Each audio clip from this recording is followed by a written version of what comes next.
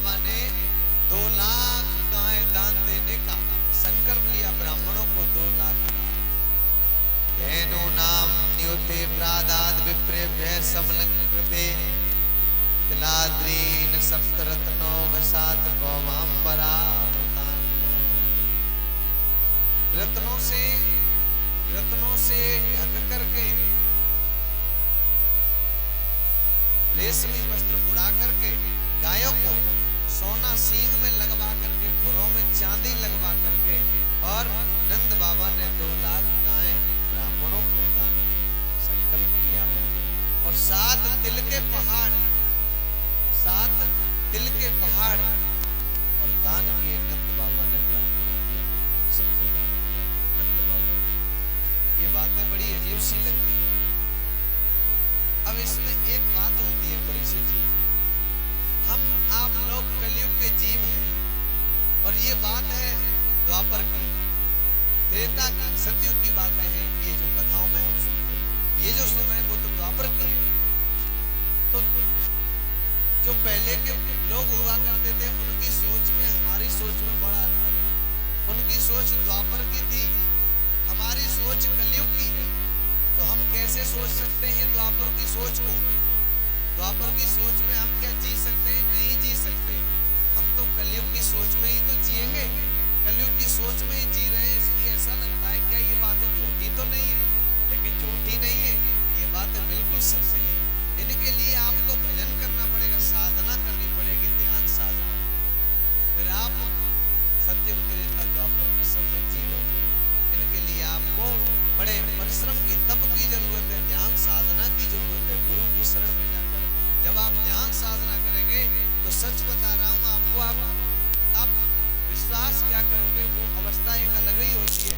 ये जो लीलाएं आप जो श्रवण कर रहे हो, ये लीलाएं आप ऐसे देखोगे अपने ही घर में, जैसे साक्षात हम टीवी पर देखते हैं और सामने जैसे देखते हो ना, कहीं रामलीला हो रही हो देखते हो ना, ऐसे ही करके ये चीज अपने घर में ही देखोगे।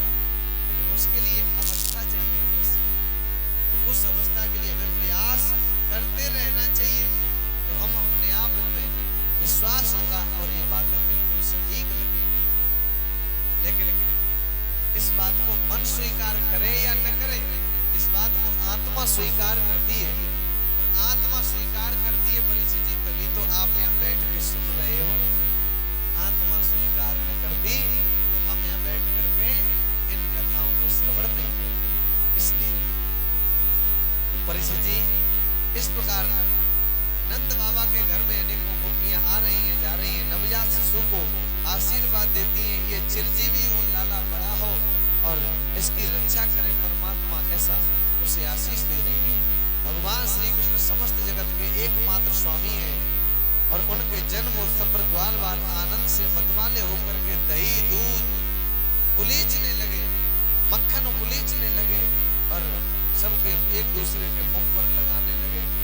दूध दही घी और जल उड़ेलने लगे।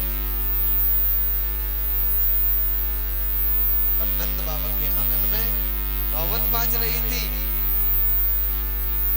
नंद घर बाजत आज बधाए, नंद घर बाजत आज बधाए, नंद घर बाजत आज बधाए, नंद घर बाजत आज बधाए, नंद घर बाजत आज बधाए।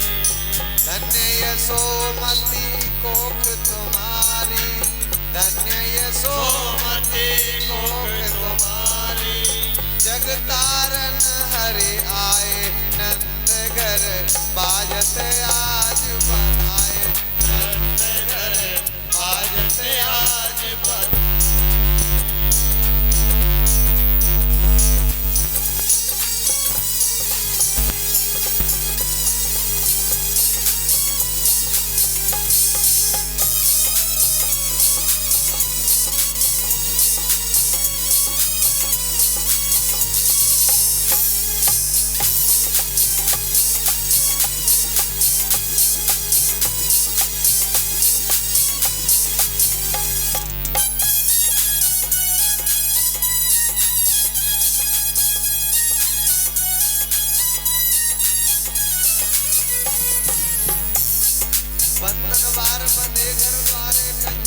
जस सुहाए।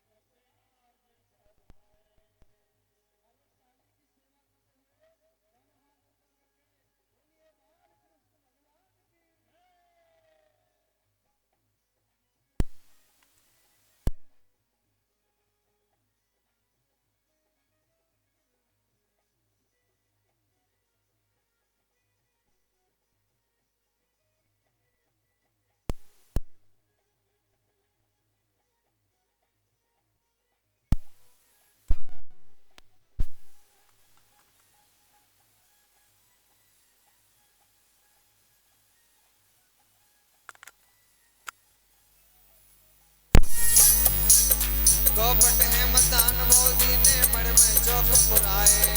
गोपट है मदान बोधी ने मड़ में चौक पुराए।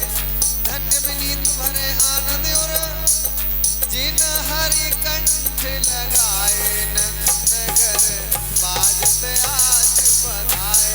नंदगर बाजते आज बधाए।